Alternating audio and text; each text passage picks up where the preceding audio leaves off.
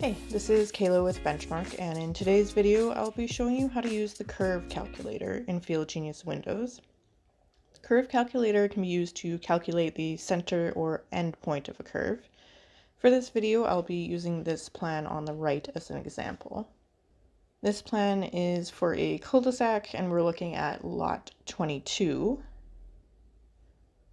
And let's say on site I have the coordinates and there's a property pin for point 1.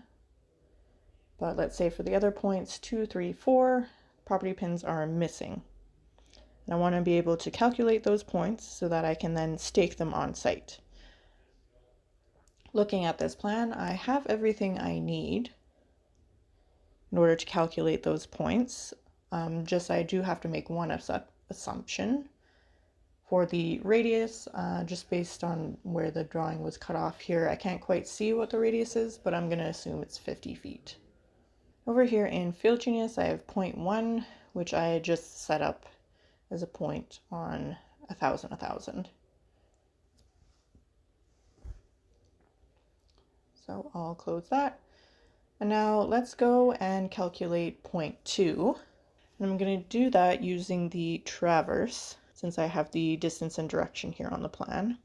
Go to the plumb bob, click calculations, then traverse/intersection. And for the point, I'm going to put in point 1. My direction is southeast 2.5819, and distance is 108.05 feet. I'm going to store this solution. I'm going to close this. And now I'm going to go to the curve calculator so that we can calculate point 4 from that plan. For the curve calculator here, this drop-down menu on top, you can see there's lots of different options I have for the method of how I want to calculate the curve.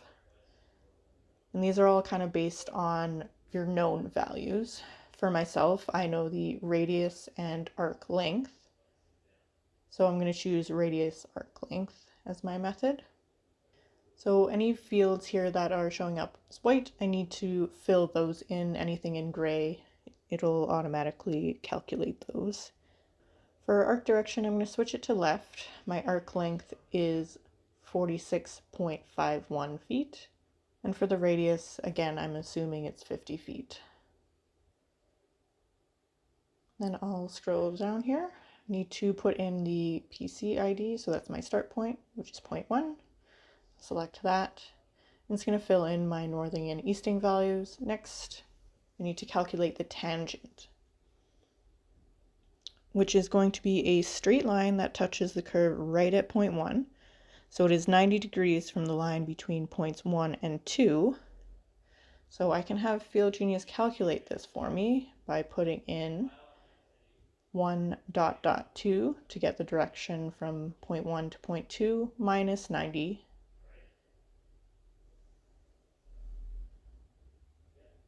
And I'll continue to scroll down just so you can see those other values there. Then I'll store the PT point, which is my end point, which would be 0.4. So I'm actually going to change the point ID to 4. That way it matches up with my plan drawing there. And I'll store the center point as well. Move that over and you can actually see what the solution looks like, where it puts the 0.4 and then that center point for the center of the cul-de-sac. Now that I have 0.4, I can draw a curve between the points 1 and 4. Do that just by clicking 0.1 here, clicking on the pencil, and change it to arc counterclockwise. My center point is 0.5, so put 5 there. My end point is 4. Hit enter, and it creates that curve. Click close. And now I can use the traverse tool again to calculate 0.3 here, as I have the direction and distance. So go to the plumb bob, calculations, traverse/intersection. I'm going to put in 0.4 here. My direction is going to be southeast 56.1613, and my distance is 117.70 feet. Click enter, and I'll store that point.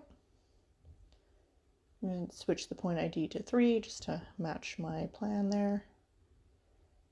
Go back to the map view just so I can see everything. Well, that is everything for today's video, showing you how to use the curve calculator to calculate points on a curve when you know the arc, length, and radius.